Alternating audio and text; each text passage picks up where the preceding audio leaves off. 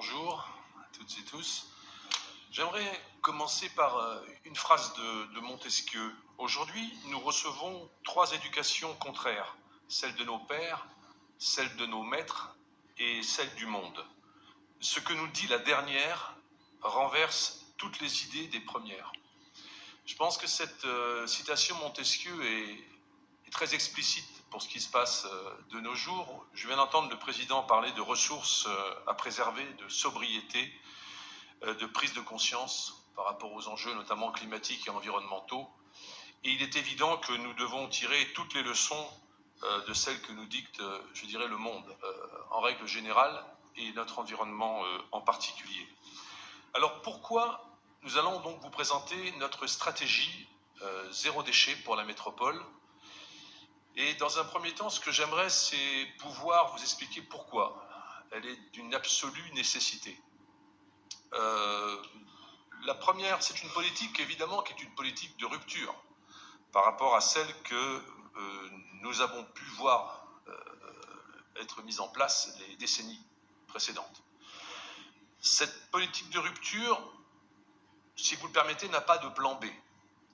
Nous avons une succession d'épées de Damoclès que je décrirai plus loin au-dessus de nos têtes et pour le mandat à venir. Les enjeux et les risques économiques et environnementaux ne sont pas à l'échelle d'une décennie, de 2 décennies, voire plus. Ils sont à l'échelle de ce mandat. Ça, c'est pour signer le facteur d'urgence de notre politique. Et ce qu'il faut en retenir, c'est que c'est une partition, cette politique, et c'est une partition qui doit être, que chacun doit s'approprier, qu'on doit pouvoir jouer ensemble, parce que sinon, cela n'aura pas de sens, cela n'aura pas d'efficacité, cela n'aura pas de résultat. Il faut que vous sachiez que cette politique n'est pas une succession d'expérimentations. Tout ce qui vous est proposé a été éprouvé par ailleurs. Les expérimentations dans la politique des déchets, c'était le passé. Quand on a fait une énorme usine de tri mécano-biologique, on a fait une expérimentation à ciel ouvert. Ça n'est pas du tout notre enjeu et notre but. Vous savez, quand on parle de la politique de déchets, on doit parler des contrôles des coûts. Mais qui s'en est préoccupé jusqu'alors? Alors il ne faudrait pas parler du passé. Et pourtant, je pense qu'il faut parler du passé pour éviter de refaire les mêmes erreurs. Car nous sommes passés dans la politique des déchets d'erreurs au mensonge, et comme je l'ai souvent dit, du mensonge au déni. Le fait d'éprouver des brevets industriels avec ce que j'ai appelé aussi pendant longtemps un esprit process provoquait le fait que tous nos déchets devaient passer par le même prisme.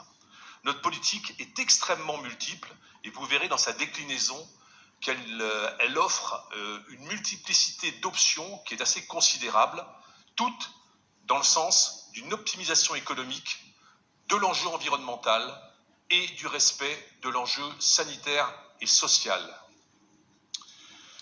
Les déchets ont été mis sous le tapis, on le sait, on piochait allègrement dans le budget général sans crainte ni vergogne, on faisait des mauvais choix qu'on revendiquait.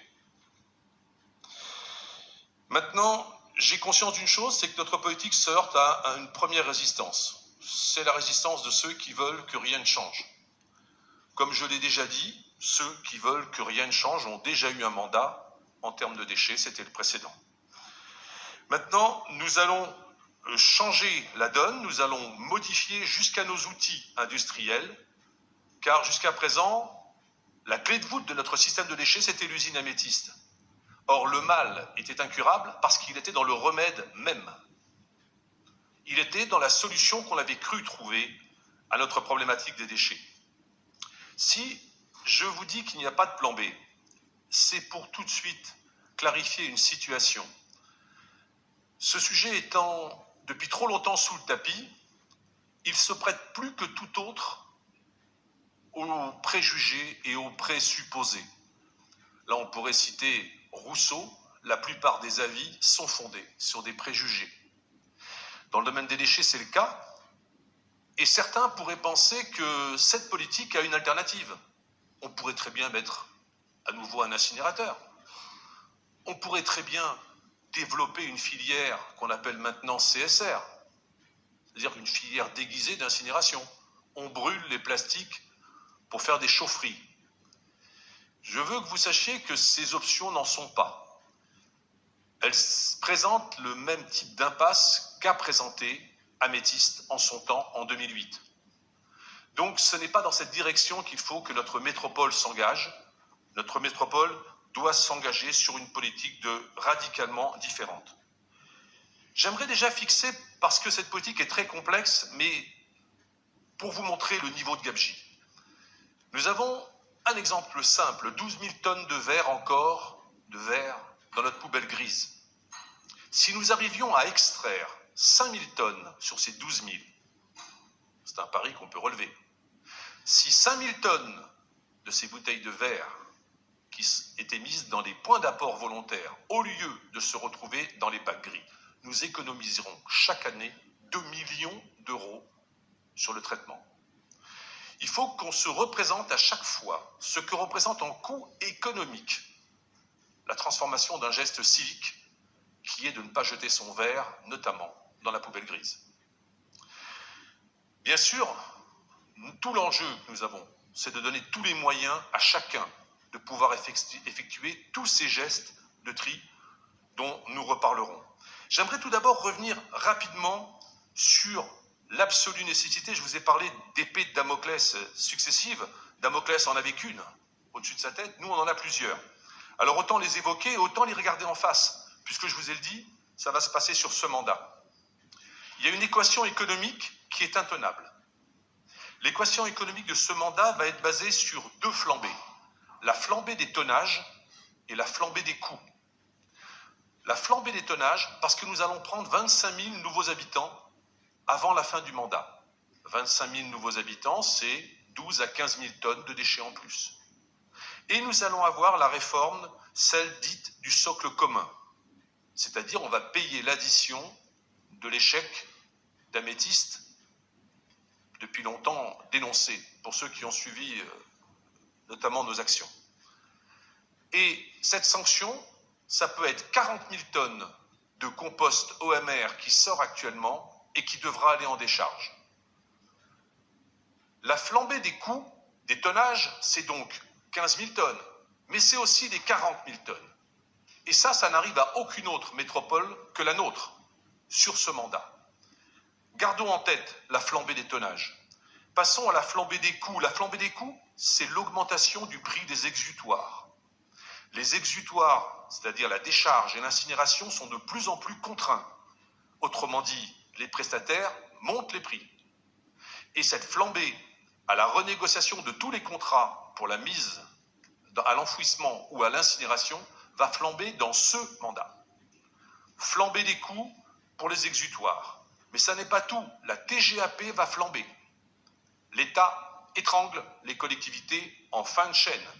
S'il n'a pas fait grand-chose, l'État, sur la prévention des déchets, s'il n'a pas fait grand-chose pour aider à la mise en place de tarification incitative des déchets, il est bien présent pour augmenter les taxes sur les incinérations, augmenter les taxes sur les décharges. Ce sera à coût de millions d'euros de surplus à verser par nos collectivités pour brûler et enfouir. Nous aurons une augmentation du coût des contrats de collecte dans ce mandat. Nous aurons, vous le savez, la ZFE impose des changements de motorisation nécessaires. Il faut y penser en termes de coûts. Nous aurons aussi une mutualisation que nous avons faite et qui a déjà été présentée sur la collecte et le nettoiement, qui, pour améliorer le service de nettoiement dans toutes les communes de la métropole, va quand même créer un surcoût de 2,5 millions d'euros par an pour sa restructuration. Je pense que la liste des surcoûts et des risques économiques est assez claire pour tout le monde, pour se rendre compte que nous allons faire face à un véritable tsunami. Il y a une équation environnementale. Et là, je ne vais pas la développer par le menu. Tout le monde a bien conscience de la pollution que provoque notamment la politique de déchets, qui, ne l'oublions pas, commence à la production des biens de consommation, à leur consommation et à leur élimination. Et cela crée des pollutions pour l'eau, pour les sols, pour l'air, directement ou indirectement. quand on enfouit, quand on brûle ou quand on transporte les déchets et qu'on les exporte très très loin de notre terre métropolitaine. Il y a les impacts sur le climat que nous verrons tout à l'heure avec Isabelle et les plans pour le climat, bien évidemment. Il y a aussi la préservation des ressources naturelles. On s'aperçoit qu'il faut en finir avec cette folie du jetable, du plastique, de l'obsolescence programmée, du gaspillage alimentaire. Donc une équation environnementale auquel nous ne pouvons pas échapper, comme à l'équation économique précitée. Alors qu'en fait, nous allons nous apercevoir que dans notre politique, le fait de trier les biodéchets, le fait de valoriser les déchets verts, qui avant étaient considérés comme des déchets et qui maintenant seront envisagés comme des ressources, vont permettre de rendre à nos sols la matière organique qui permettra de créer à la fois un amendement, mais de lutter contre le ruissellement et les inondations, de permettre des circuits courts pour l'alimentation au niveau agricole. Et n'oublions pas l'effet sur le climat d'une politique qui dépose quelques centimètres de compost sur les terres. C'est ce qu'on appelle le 4 pour 1000 et ça capte le carbone. Ça stocke. Donc, n'oublions pas toutes les externalisations positives que va mener la politique de notre stratégie zéro déchet. Et je ne voudrais pas oublier l'équation solidaire et sociale. Parce qu'il faut que vous sachiez que à aucun moment il nous échappe de corréler étroitement les problèmes, notamment des familles modestes, avec notre politique. Que ce sont toujours les plus modestes qui sont les plus impactés par les hausses des taxes. Si nous ne changeons pas de politique, il faudra irrémédiablement augmenter les taxes. Les taxes, ce type de taxes, pénalisent toujours les plus modestes. Donc quand j'entends, et je pense que ça fera même partie objet de notre débat, qu'une tarification incitative qui n'est pas une nouvelle taxe, qui est une taxe incitative, vient pour pénaliser les milieux les plus défavorisés, je peux vous dire que c'est là aussi ne pas considérer l'attention que nous portons à l'équité dans l'établissement de cette taxe. Et solidaire, parce qu'il n'y a pas une politique de déchets qui créera plus d'emplois, qui n'en a jamais créé d'ailleurs. N'oubliez pas que le traitement industriel des déchets, quand il crée 50 emplois, on en parlait 500 à 600 avec une politique telle que la politique de la stratégie zéro déchet. Parce que c'est une politique qui permet de créer des emplois solidaires, des emplois d'insertion, des emplois pour les personnes en situation de handicap. Et nous avons déjà commencé à le faire. Donc, cette politique, nous allons la mettre en place